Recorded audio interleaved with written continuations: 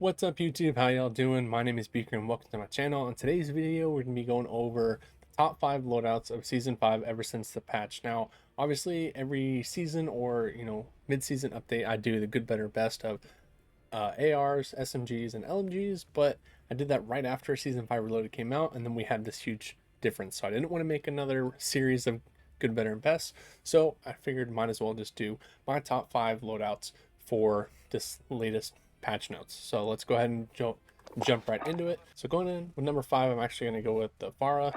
So with the Farah, this thing did get a little bit of a change.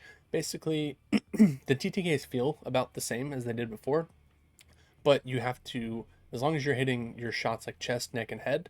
So before, you could kind of hit like stomach, chest, extremities, head, and you get a pretty solid TTK, and the recoil is very easy to manage. Now you can pretty much get that same TTK, that super forgiving TTK before the patch notes, but you have to hit like chest, neck, and head. So it is more difficult to use in that sense, but again, since the recoil is so easy, it's not super difficult to hit those shots, if they're kind of up close. Granted, at range it's going to be a lot harder, but where this thing's going to kind of feel like marshmallows. But that's kind of my take on this change. So build on it's going to be pretty simple. So we're going to go with the Grew Suppressor to increase damage range, bullet velocity, and keeping us off the minimap. The barrel, this is one of the few guns that actually run the Liberator barrel as opposed to the very last barrel, only because the recoil pattern really isn't that much different between the two. And with the Liberator, you don't get an ADS penalty. On this gun specifically, the ADS time is super slow. So anything I can do, because we're already adding ADS on top of it with the bigger mag and the Grew Suppressor.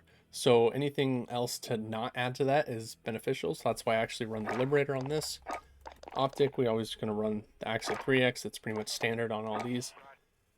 Mag size, I'm just going to go with the basic 60 round mag. You can do the fast mag if you want to, because this thing does kind of have a fast reload time. But again, ADS time is actually affected if you run the fast mag, so that's why I just run the standard 60. And then to wrap it all up, I just run the Spetsnaz grip to get the best recoil control. Now, number 5 on the SMGs, I'm actually going to go with the Bullfrog. The Bullfrog, it's very consistent. It's very hard hitting, but again, kind of with the Farah, you have to be hitting your shots. You have to be hitting head, neck, and chest shots, and some stomach as well. It's not very forgiving at all. Like the Mac 10, which actually isn't even on this list, is very close. And it's definitely an honorable mention. I think the Mac 10 is very good, especially for like lower skilled people, because it's extremely forgiving. But the damage per mag isn't all that great, so that's why I like the Mac 10 quite a bit. I enjoy using it, but as far as there's just, in my opinion, better SMGs that do the job a little bit better than the Mac 10, so that's why I didn't make it. But the Bullfrog, again, it just, as long as you're hitting your shots, this thing has amazing TTKs, but it's just that you have to be hitting your shots, and that's kind of why it's in the same position as the Farah. So this build is going to be a little bit different than what you're used to. So Grew Suppressor, obviously, to get the best bullet velocity and damage range, because this gun we actually do kind of use at mid-range. I use this as like my LMG support or my sniper support if I want to be super aggro. Task Force Barrel to get even more damage range, bullet velocity, and some straight speed, but it actually doesn't affect any movement, which is good. Recoil, it affects recoil, but honestly, it's really not that bad. Gonna go with the Tiger Team Spotlight to get the best mobility. Skeletal Stock, just because we want to decrease that sprint to fire time and, still increase our movement. Now this gun, you can go a few different ways. Me personally, if I'm using this with like an LMG support where I'm going to be a little bit more aggro, I would run just the standard bruiser grip to get more movement speed out of it. If you're using it as like a sniper support, I would run the Spetsnaz, just because you're going to be challenging more people at mid-range that you normally would with your LMG. Instead, now you're doing it with this one. Sometimes with a sniper, but sometimes you could get caught up. So I actually run the Spetsnaz on this. If you don't want to do any of those, honestly, I think my next best bet would be the Serpent Wrap, just to kind of decrease ADS times, because again, the TTKs aren't that great, but as long as you can kind of close that a little bit with ADS, that's kind of where that comes into play. But again, as long as you're kind of focusing on the upper hitbox, you're going to be fine. Or, and like I said, this thing's pretty versatile. You can run a bigger mag. You can run a 65 round mag without decreasing or increasing your ADS time any bit. But it already comes with a 50, so me personally, I'm mostly just going to run this with the bruiser grip. Number 4, we're actually going to have the C58 and the PPSH. So the C58 is very hard hitting, It definitely has a solid TTK, but it has an extremely slow fire rate, so it's not that forgiving. Granted, you hit your shots, this thing hits like a truck. That's why it's definitely gonna make it the list. And I actually do enjoy using this thing quite a bit to kind of change it up. But there are, in my opinion, better guns that do the job better. And again, that whole ease of use thing is, for me, like a top gun has got to be obviously have good TTKs, but also pretty easy to use because that TTK doesn't mean anything if you don't hit your shots. So that's kind of why I wanted to add this one for sure. But you gotta be a little bit more skilled. So obviously we're gonna run the agency suppressor for all the same reasons. Task Force barrel for the best recoil control. Axle arms 3x optic because we always want the best optical zoom. The mag, I really only run a 45 because this thing actually shoots slower than the AK-47. And I only run the 45 on that one as well, so might as well keep this thing as snappy as can be and run the 45 round mag. And then I round it off with the field agent grip because we want to have the best recoil control, because again, this thing does have a good amount of recoil. Even though they have nerfed it like 3 or 4 times now, it's still very manageable, but you definitely want as much as you can.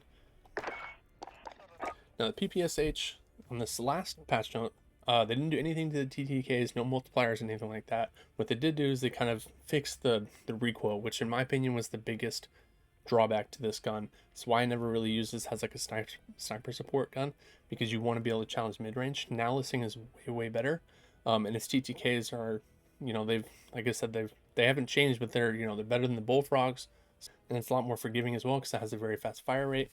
So with this one, we're going to run the Groove Suppressor, obviously, Task Force Barrel, Target Team Spotlight. This is SMGs and ARs pretty much, they're always going to be almost the same build. Going to have the Raider stock, and then for the last one, honestly, you can go between the 55 round mag, which is definitely plenty viable. 55 bullets is plenty. Or you can actually stack this with the 71, and the ADS time will be affected, obviously, but not nearly as much as you would think, and there's no movement speed penalty at all either. And this thing's actually very fast, which for me is really important. I like to be able to move around the map quickly and around buildings as fast as I can to get out of situations if I need to. So having extra bullets is definitely a plus. Just know that it will affect your ADS time, but that's kind of the way you can build this. Coming in at number 3, we're gonna have actually the OTS. Now this thing actually got knocked down a few points. So before this update, this thing was the very top. It was extremely forgiving. That's hitbox on the neck and the head were actually the same. So as long as you were hitting that upper area, you were annihilating people. Extremely fast fire rate, so it's pretty forgiving.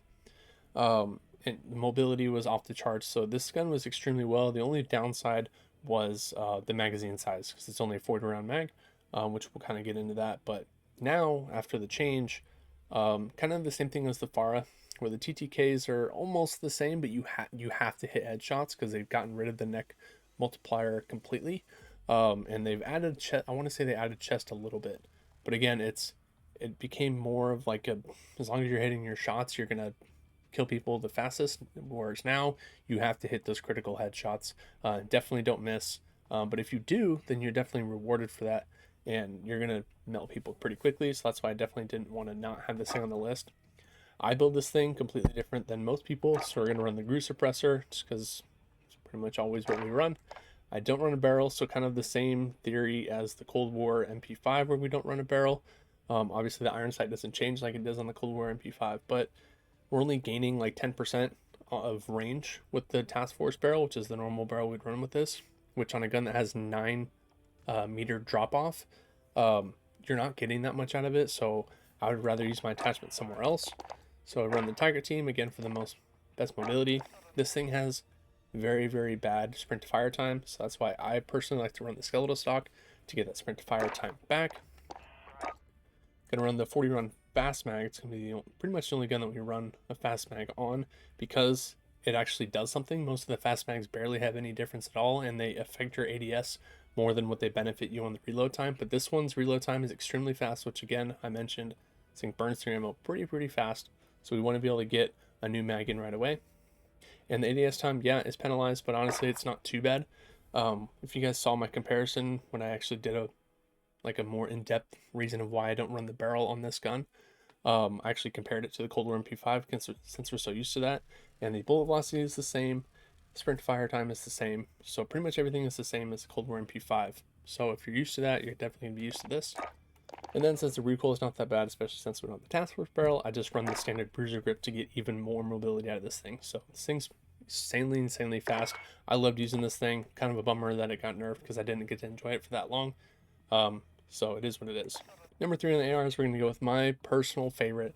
It's going to be the XM4 because it's pretty easy to use. It's not nearly as bad as people think. I know a lot of people say, oh, maybe it's because I'm on controller, but I'm on controller, so people say it's easier with mouse and key, but again, I have controller. Some people say it's because of console, but people are just gonna always make excuses, right? So this thing's actually not that difficult to use. It's extremely forgiving because it has a pretty high fire rate, and kind of like what I was talking about with the big hitbox, its its neck and head multiplier is the same. So as long as you're hitting those upper shots and you just hit one, you drop your TTK by like 100 milliseconds. So if you hit 2, 3, 4, you're gonna rip people off of headies with this thing. But again, just land one and you have some of the fastest TTKs in all the other weapons. So definitely hit your shots with this. And it's, like I said, it's pretty easy to use. So with this, we're obviously gonna run the agency suppressor, task force barrel, action arms 3x optic, 60 round mag, field engine grip. Nothing too crazy, pretty much same standard build.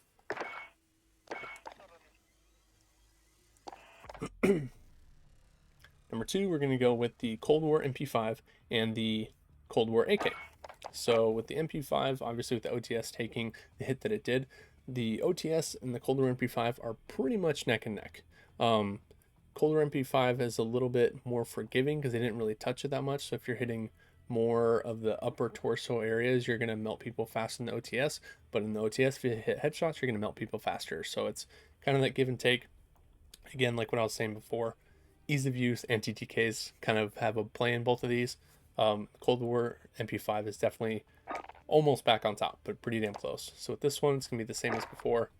Agency suppressor, no barrel like what I talked about on the OTS. Tiger Team Spotlight.